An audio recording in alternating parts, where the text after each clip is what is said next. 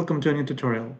I will show you how to pre-populate a form in your applications in 3 different ways. The most common, the most used, and the most useful ways to pre-populate a form in your application. Let's go right away. So I've created this application, and the 3 ways I will show you how to pre-populate a form is the most classic one, through a table. The second one through a list view, the third one through a query results. Sorry, this button kind of moved away. All right, so I am using for all of this the tables demo data. So if you click on here, you'll see all of this information, which is basically with first name, website, bio, and so on. And what we will do is to pre-populate a form based on what the user selects, either a row or one of these cards from the list view, or an option directly here from the select component.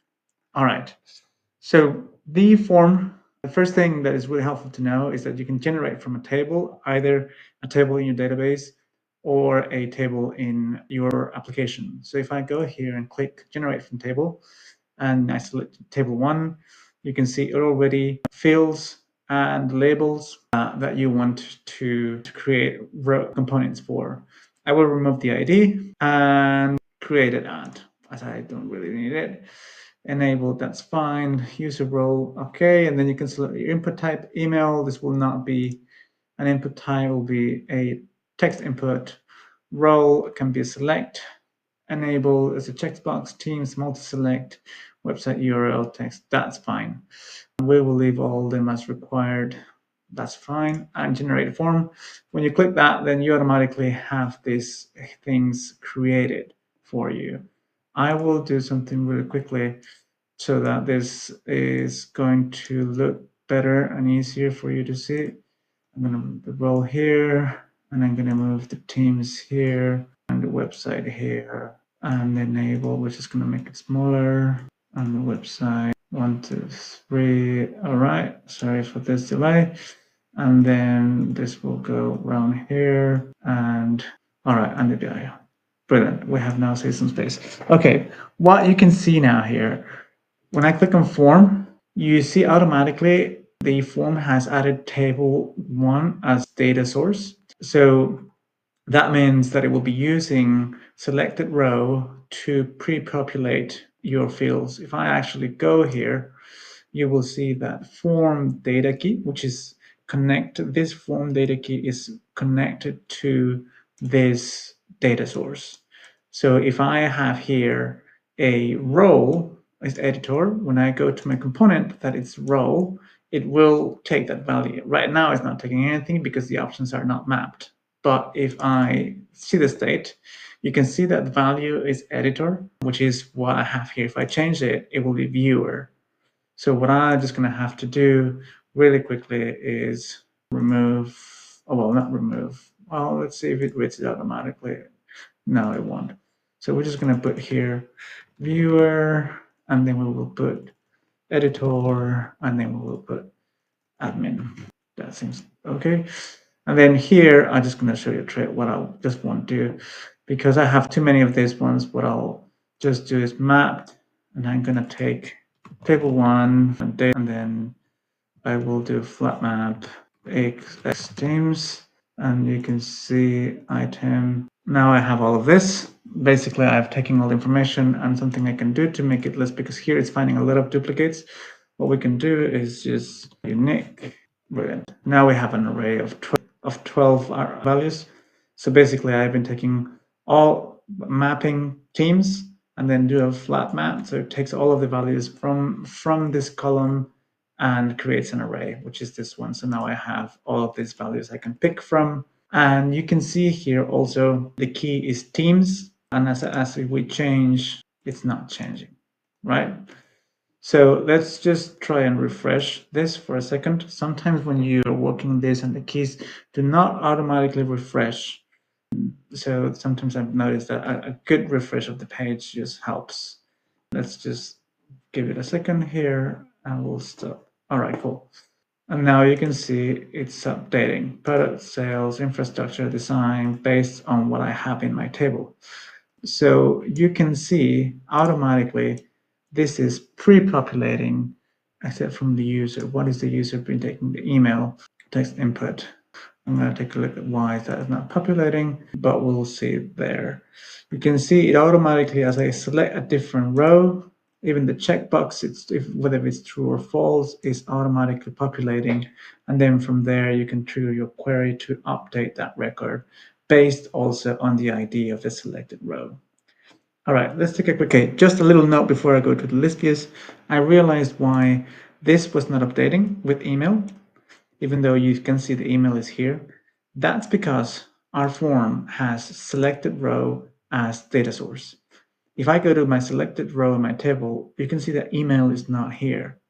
However, if I go to the selected source row, it will find it. In fact, here I don't have email. So either my options is to add it here as a hidden row if I don't want to have it here, or I can simply just go here and update this to source row. So now this should be taking email. Let's just do a test table one, selected source row dot email. You see that it's actually working out. So I'm sure with a refresh, that will now be adding the right email. Okay, I will just copy and paste this for the purposes of this. But you've seen how you can create it, and this has actually gone down here. So I will just, sorry about that. I don't know. Sometimes this is just very unhelpful. Yeah, it goes up there. Okay, cool. So now, how to do the same thing, but with a list view? Arguably, there are many ways. The one that I prefer is with a variable. So we'll go here, add query, add variable, and we could just leave it empty. Now, the container within which each card is held has event handlers, which is on click. So what we'll do is we will set a variable.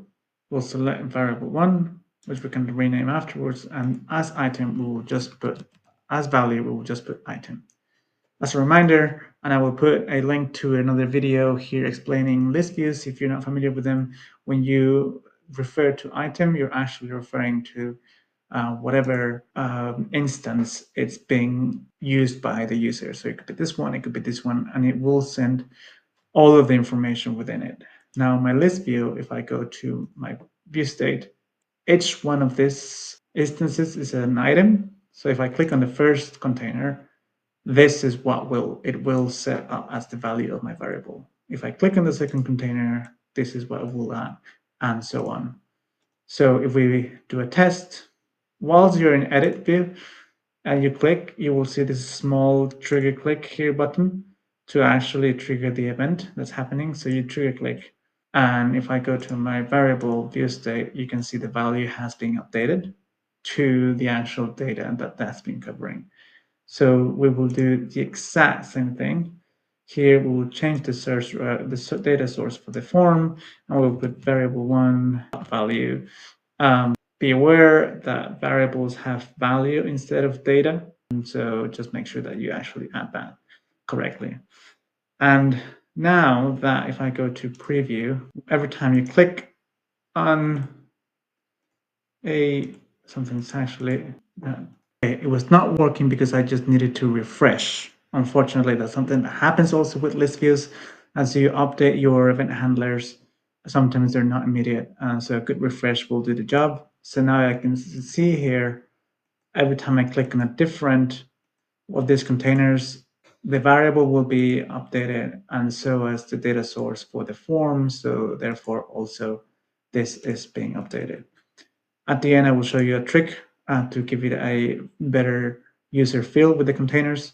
But let's go to the last one, which is populate a list. Okay, the concept is really simple as well. Let's assume you have an API that you're calling. So once you select a user or someone, you will search, and that will trigger a query, and you want to use the results for the form. The only thing I've done here, because I don't have an API, is I just create a fictitious query where I'm selecting the select one data, which is basically the same as my other two components.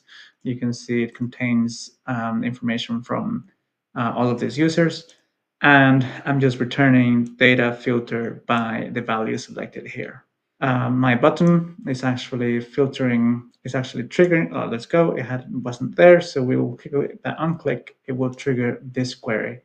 So if we go here and view state, and I click the button, you can see that it now has Canon info. If I change for Evelina, I will search and it's changing, and so on. And same principle applies. What I will do here is I will use query one data. Here, however, because we have instances, I do need to either flatten this out or refer to the first instance. Here, assuming you will only have one instance. So I'm referring to index 0. And now let's refresh, let's reset this, reset state. And what if I change from Shaila search? This has changed, but this one, yep, that works. So lesson learned from this video tutorial: every time you refresh your data source, give a good refresh of the page for it to actually update. So now I change user. If I put Nanon search, this will be updated because the query has been triggered and changing the data source, this got, and changing. There you go.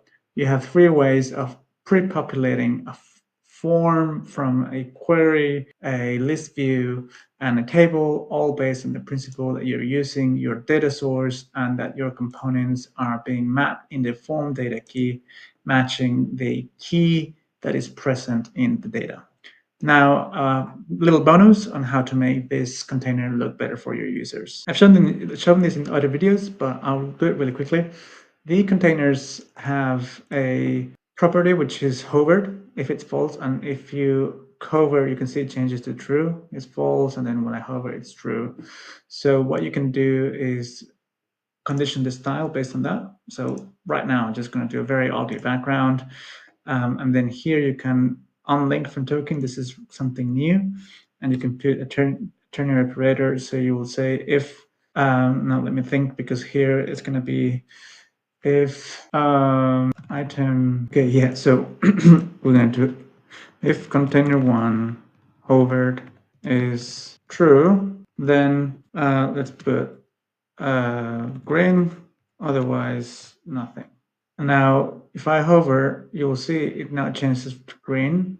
So now you can actually give the user that effect, that they can actually click on it. Color is horrible. You can do the same with margin and all of the other properties, the radius and the backgrounds.